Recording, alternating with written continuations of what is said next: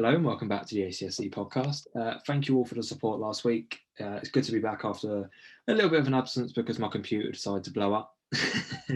One of them ones, but obviously you can see we're back with a guest on this week. It's been a long time coming, a few little absences, but I'll let Warren introduce them for this week. Good evening. How are we as normal, guys? Right, for this week, we've got Paul from Caversham United on the Sunday League. That's right, Sunday League. Nice to meet you both. And you, mate. Too. So yeah, just a bit of background. Obviously, guys, best in Division 1, I believe, in the Reading and District League. So sort of let you introduce yourself a bit further, Paul. Yeah, I mean, we are currently in Division 1 of the Reading Sunday League, and we're kind of stealing a bit of a living being that far up the league, but there we are. We'll do our bit to try and stay there. But yeah, essentially we are a Sunday League team based down in Reading. Play all of our football in this area, really. We've been going as a club for 6 years now, and it's kind of been myself who's driven the club forward for those 6 years, and more recently kind of expanding our kind of club and sort of introducing us to the world through social media as well. So yeah, that's us in a nutshell. Perfect. Obviously, we'll touch on the sort of social media side of things because you guys are huge on Twitter. Obviously, I think you're very close to 12,000. I did see. We'll talk about that a bit shortly, but I've been given the job of sort of the serious side of things. Obviously, it's hard not to touch on the subject of COVID within sort of grassroots level, and we've sort of had a few guests come on and discussed it. So how much really of an impact has COVID had on obviously your club in the last sort of 2 seasons now? Yeah, it's been a very disrupted couple of seasons to say the least. It has had quite a toll on, I think, the players kind of individually and the club as a whole. Kind of very stop-start, as you can imagine, over the past kind of, what are we at now, 13, 14 months. But yeah, it's kind of like football's on, football's off, football's on, football's off, and it's just kind of now what is it, the 3rd or 4th time we've got back to football's on again. We're kind of like well drilled in the whole like sanitizer, track and trace, all of this. It's like, yeah, lads, you know the drill. There's no excuses anymore. Crack on with it. But yeah, it has been a challenge. Like we you just touched upon just before we came on air about the FA releasing guidance and things like that, and it's kind of constant guidance coming out from not only the FA, but then you kind of get stuff coming out from the league, from the local FA as well, all the government stuff, and then the venues and facilities that you use as well, and trying to keep on top of all the different things you need to do. And like we've had to do risk assessments and all of this sort of stuff, and like, I mean, risk assessments is not my area of expertise. And it's like, what am I doing here? But I know a lot of other clubs kind of feel the same, and it has been kind of good in that respect that clubs will sort of help each other out, which is quite nice and quite a good kind of community to sort of have, really, and that people will kind of share ideas and help one another, which yeah, is always a positive, and we try to kind of support our fellow teams when we can do as well, whether that's through like the COVID stuff or any other stuff, really, and like teams starting up and things like that. So we try and do our bit. But yeah, it's been a challenging year and a bit, to say the least, and I think now we're obviously back at the point where we can play football and we can train, and as of this weekend we can even use the changing rooms again. So we're going forward. No, like I said, I think it's an interesting aspect, as I guess it's probably brought a lot of clubs closer as well. Sort of that's a good atmosphere to sort of have. So really, like results wise, and obviously in the league with the new guidance coming out, I believe I was saying that they're taking the results of the past 2 seasons and putting them together to sort of work out an overall ranking. And I don't know if you've seen if that's going to affect you guys. It's a bit of a weird way. I think we've had a lot of discussions on this of the way it happens, and I don't know if I think you know Tom Jones. I think he comes on as a regular guest of ours. He's been very vocal about it, that sort of things. I think it just doesn't make sense to me how they're now changing their mind on this whole promotion and relegation when they've been so adamant against it at first. Yeah, I mean, we see a lot of kind of discussions about what the different leagues are doing just through kind of the social media, and it literally is that every single league seems to be doing something different. And I don't know how sometimes they get to the decisions on what they end up doing, but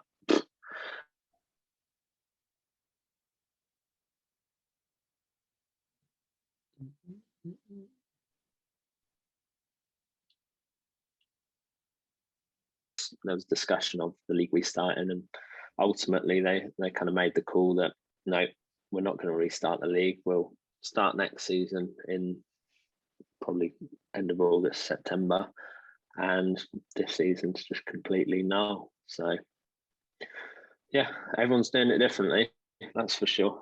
I don't know what the right answer is either. In fairness to them, like there probably is no easy kind of answer, although I feel like our league did take the easy option and just go, nah, screw it. I think that's it. I don't think there is any right answer. I think I would not want to be the person who's coming up with the solutions around this whole situation. Like I said, every league's sort of doing different. I thought there should be sort of a set standard way of doing it, not 20 or 30 or how many of a different district doing different things. Yeah. Do you reckon it's they got the people who organise the VAR squad to do these leagues? I wouldn't be surprised, just stuck them all in a room, right? Come up with an option and we'll let you out when you come to a decision. So, oh God. Yeah, a really interesting one. I mean, in terms of our kind of football for this season, we're not ones to rest on our laurels. So the cancellation of the league, we kind of said, you know what, we'll set up our own league for the remainder of this season, club together with a few local teams, and we kicked off a league last weekend. So we are playing league football after all, and it's just us that organised it and kind of got it all affiliated with the FA and stuff. So happy days. That's good to hear. That's obviously a good initiative for you guys to sort of get something going. And I think a few other leagues are doing very similar things, etc. But that's good to know. I think what we can do is sort of move on a bit to the social media side, because I think you guys are huge, as I mentioned, on the sort of social media. And I think me and Warren speaking before that, especially in my area, and I think obviously Warren, is some of the league clubs are not really known at all. For you guys to have nearly 12,000 followers on Twitter is massive. Yeah, it's it still does blow my mind a little bit, like how we kind of got to this point. You haven't got a marquee signing. You've signed. A marquee signing. Did you? I don't know if you were following us at the time or not, but we did make a marquee signing. When was it? Must have been last summer when the last kind of lockdown eased a bit. We I think then we were at the point of 8,000 followers, or we were on like 7,500 followers. And I put a tweet out saying, if we get to 8,000 followers by the end of the weekend, we'll go and sign a goat. And social media being social media, it obviously happened. We got the 8,000 followers and went, okay, now we got to work out how to sign a goat.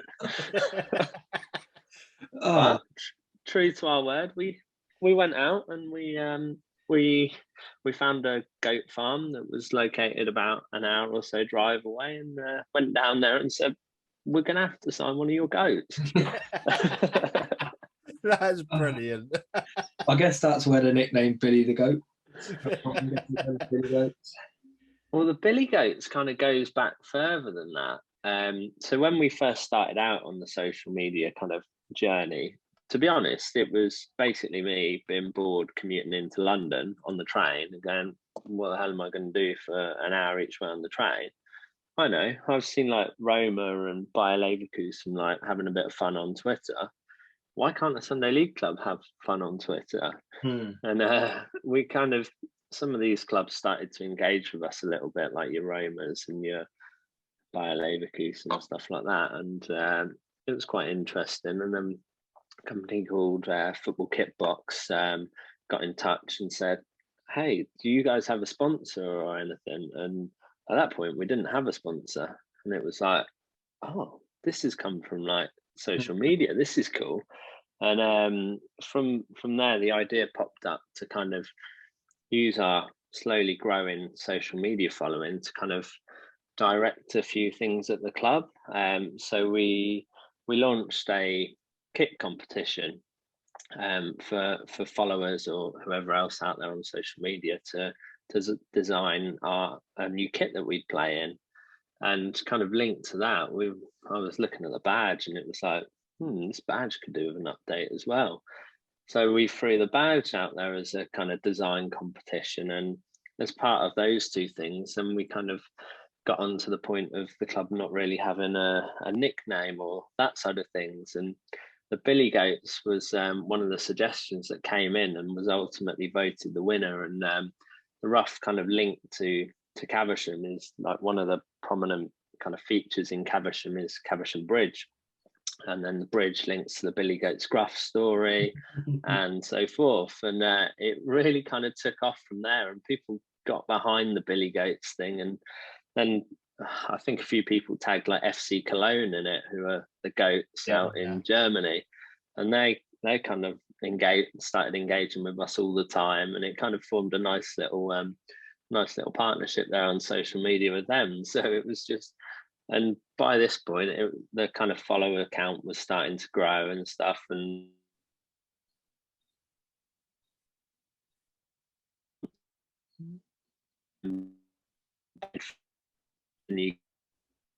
it was like, and it's kind of snowballed from there, really, including signing the goat, obviously.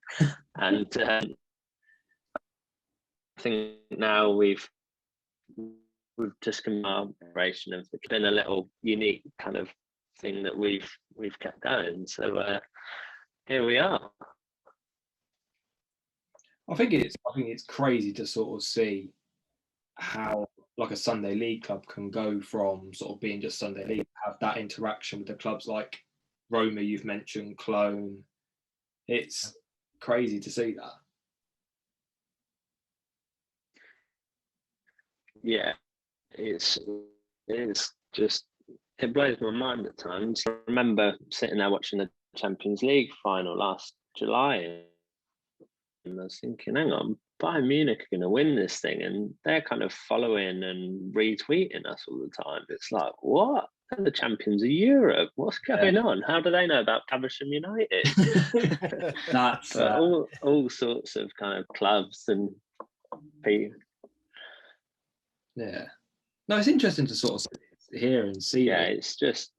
it's and obviously sort of linking it a little bit. Obviously, I don't know if you guys obviously, but I think #United sort of are seen as pioneers within that sort of industry now. Is that something you've seen and sort of want to replicate in a way with Caversham United?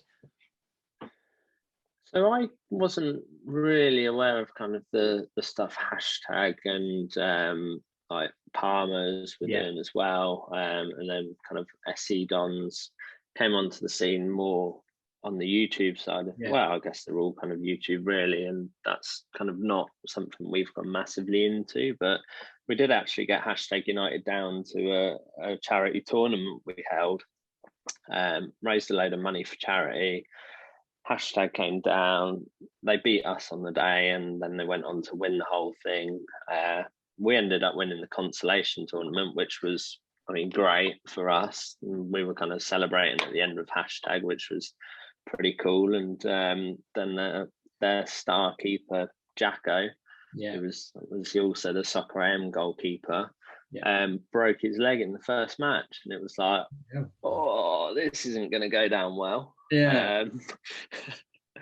But yeah, I mean, in fairness to them, they were really kind of humble about it. They were just a decent bunch of guys on the day. So yeah, kind of from that point, I've kind of sort of kept an eye on the stuff they've been up to, and obviously they're scaling the football pyramid on the Saturday scene and stuff, which fair play to them. They're doing really well. But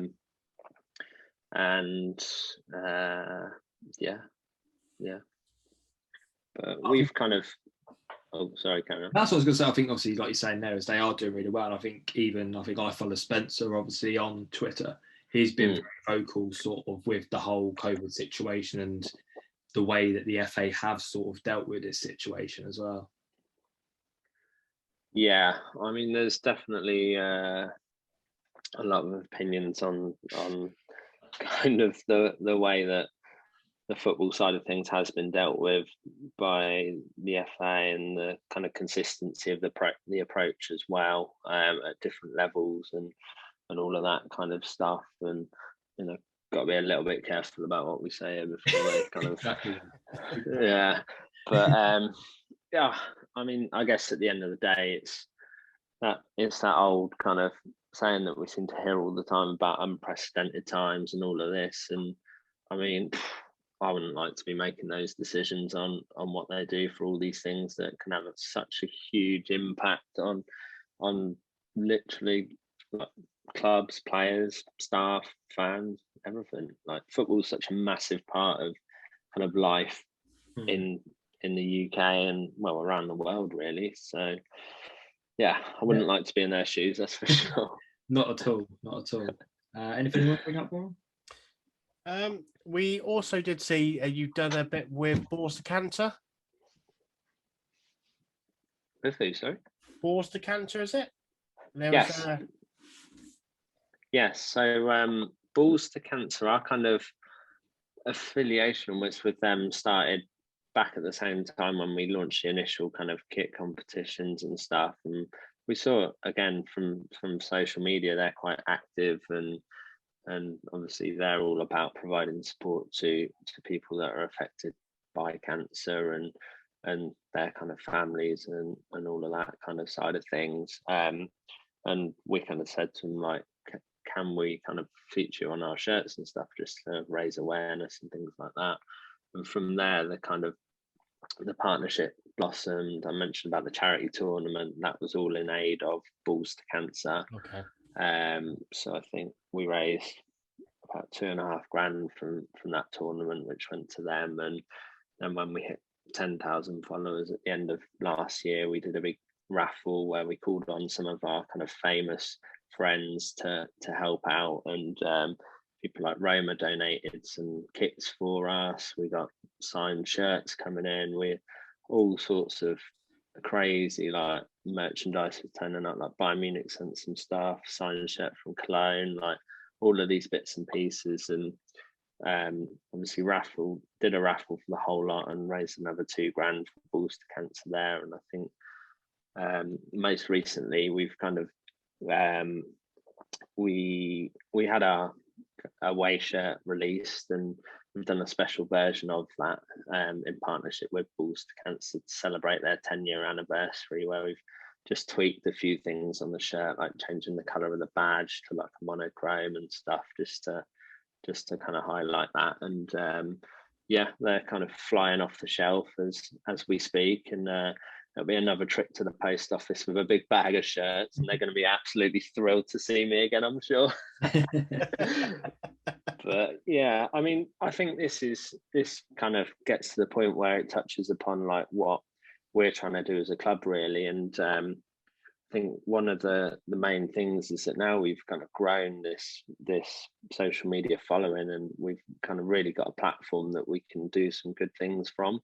And whether that's raising money for charity, like we've done with Balls to Cancer, whether it's things like raising awareness of, again, charities and local kind of things in the Reading area as well, and just generally kind of Sunday League football. And over the past couple of years, I've seen such a huge increase in the number of teams that are kind of doing stuff on social media and realizing that actually, like, you can get things like sponsors and stuff from being active on the socials, and it really is a mutually beneficial kind of arrangement for clubs and sponsors if their tweets are getting out there, and Instagram and YouTube and things like that. And I mean, clubs are venturing onto TikTok and all sorts of things nowadays. But there's definitely opportunities out there, and kind of we try to give back wherever we can, really. No, it's good to hear, and I think I'll let Warren, you go ahead now, mate, if you're ready to speak. No, it just seems crazy, and like you say yourself, it's unbelievable from a team from Reading are getting the likes of the high profile clubs, and even just not with the social media of it, as well as donating to you to help, obviously, with a delicate charity as well. Yeah, it's when I took over this club kind of 6 years ago, well, I was a player. The club existed in a different kind of name and a different setup, and someone else running it before, and I played as a player and eventually got voluntold into taking over, basically. And at that point, I kind of never envisaged that we'd be where we are today. It's just crazy, and like the opportunities and stuff that it's starting to offer up, and like you said, just engaging with some of these like teams that they're like the teams you play with on FIFA and stuff like that. You're like, what? Why are they tweeting us? Like, Man City randomly followed us the other day, and it was like, how did they even find us? Like, I don't know. And then I don't know if you saw the video. I think it's our pin tweet on Twitter, so have a look if you haven't seen it. But it was from a clip of our friendly last week, and I don't know if this is a not safe for work warning or whatever, but basically, how do I describe this? So one of our players kind of challenged the keeper, who then dropped the ball, and someone else stuck it into the empty net for us to go 1-0 up, and the ref kind of gave it. You've got the linesman absolutely fuming on the side here, and the keepers turned around and called the ref a nonce. And I mean, first things first, the ref is about 18 years old, and the keeper must be double his age. So where he's come up with that one from, I'm not sure anyway. But then the referee kind of stops in his tracks, and you see him walk over to the keeper, straight red card. Keeper's fuming, he walks off, and you've got the linesman on the side who's probably their gaffer. He's like, oh no, if you're going to do that, we're going home. And he starts walking off, and the whole team walks off the pitch, and you're like, oh my God. And then I come in with a line at the end. Well, he did call him a nonce. And tweeted this out. I was obviously on the side at this point, and just tweeted the video out, thought nothing of it. And by like full time, it's had like a few retweets, and it's got like 10,000 views or something. It's like, oh, that was popular. And then by the next day, it's got like 400,000 views, and it's gone completely viral, and it's all over everywhere. It's appearing in all these kind of like YouTube videos and TikToks and stuff. It's like, this is crazy. But yeah. I think it shows the true power of what social media can do. And we've been pretty vocal, obviously, about, I'll say, the bad sides of social media, which is obviously so highlighted recently within football. But it does show how much good you can do with it. Like you've mentioned, you want to sort of make a difference and sort of highlight all these good causes, which I think is the main purpose of what clubs are looking to do. So it's sort of great to sort of hear you are trying to raise that. And obviously, we're very similar that we're very vocal about mental health within football. We're all looking to advertise how important it is to people and sort of get that awareness as well. Yeah, absolutely. And I think that's kind of nail on the head there, really. Whilst there is so much kind of negative, especially recently with all the kind of racist abuse and things like that that clubs and players have been experiencing. I don't know whether I kind of suspect that that's been the case for a long time, and now people are just more kind of vocal in standing up and speaking out about it, which is kind of at least positive in that aspect. But I mean, yeah, our kind of ethos is to really use the social media for for positive use. And don't get me wrong at all, we do like to have a good laugh, and especially at the expense of our fellow clubs.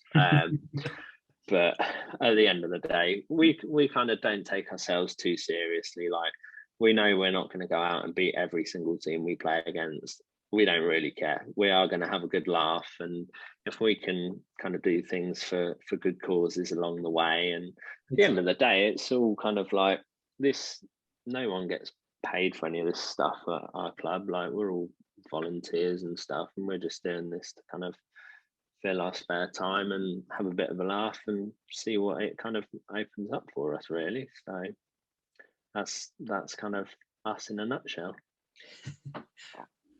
I think you hit the nail on the head, like you said there, is at the end of the day, you're there to have a laugh. And I think that is the main thing about football. Obviously, we all know where the boundaries are drawn. Obviously, you look at, like you've mentioned, if you like Bayern Leverkusen, the foreign clubs are so good at using Twitter, etc., as a tool to make themselves so much more appealing to younger people.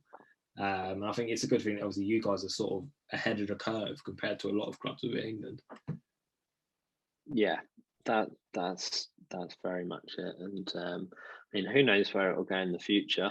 Our followers just seem to keep on growing, and it, like, I do have moments sometimes where I'm like, this is just crazy. Like, recently we've obviously had our shirts on sale, and now we're selling these charity shirts, and these shirts are going all around the world. Like, we've got probably about a quarter or a third of our shirts went out to the US. We've got them going to like France, Holland, Germany, like Austria. They're going around Europe. They're going up and down the UK. It's like, this is mad that people know who we are. And like, you do kind of, we've almost kind of built up a little bit of a kind of cult following in some ways. And it does just blow my mind at times that people are genuinely interested in like how Caversham United did on a Sunday morning. It's like, I'm not even sure I'm that interested.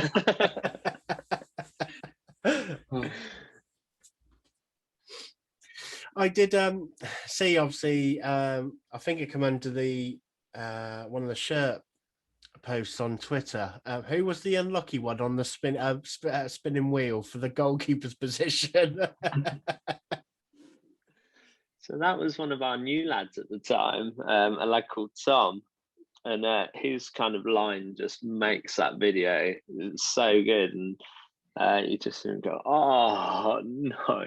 It's like that was another kind of little thing we do now and then. We're going to use it again in a game coming up soon to kind of decide a few of the positions and stuff, which should be a good laugh. But yeah, that the wheel's kind of a popular one, and we normally use it to when whoever gets the gets awarded the wanker of the week for doing something stupid in the game, or like the last game we had, the lad that was playing at right back literally played the striker clean through on goal for a one-on-one, which he scored. So he ended up getting it for that, and all sorts of stuff. Like, I think I tripped over a corner flag once and got it for that. And we used it to kind of spin the wheel of, we call it the wheel of misfortune. And they're normally all kind of forfeits around that wheel of some description. So we have a range of things on there. So I think the lad who got it at the weekend has got to, he's got to have his legs waxed as his forfeit, which I'm sure he's looking forward to. But there is a bit of a mix. And then our end of season do on Zoom last season, we had Chris Stark off Radio 1 randomly joined in. I think I heard him on the radio saying he was up for joining kind of like a random like party or Zoom thing with groups of mates and stuff, just to drop in and see what's cracking, and pinged him a message on Instagram, and he was like, yeah, I'm well up for that. So he dialed in, and he made sure someone had a spin of the wheel and everything as well. So yeah, it's good fun. And again, it's what I said about us not taking ourselves too seriously. Like, at the end of the day, none of us are going to be professional footballers. Like, we're all out there to have a good time and just enjoy ourselves, I think it's good to sort of hear that side of things, and obviously I think when everything sort of opens up, I think I'll definitely come down and watch a few games of you guys and see what it's about. It sounds like a good laugh. Yeah, definitely. We rarely have uneventful games for one reason or another, that's for sure. So I would say it'd be worth your kind of value for money, but obviously we don't charge fans. Anything to add, Warren? Where can you buy your shirts from? So we have got some shirts still available on our website. The link is in our Twitter and Instagram kind of bios. Yeah, we've got limited stock left, but there are still a few shirts knocking about. So if anyone's interested, be quick. And with the charity shirts, we are donating 50% of each sale to Balls to Cancer. So helping a great cause as well. Perfect. There'll be a link pretty much all throughout the video at the bottom for obviously your guys' Twitter, all the socials up in there as well. If you haven't already, go check them out. They're a great channel, great side. Like I mentioned, I'll probably be making a few visits down to the games, etc. when I can. But obviously, it's really good to meet you, Paul. A great laugh. Anything you want to finish up with, Warren? Oh, it was good luck for the new season, I take it. Thank you. Yeah. So our kind of league that we've set up all kicked off last weekend, and we started as we kind of left off and got beat. So football's back. You've got to start somewhere.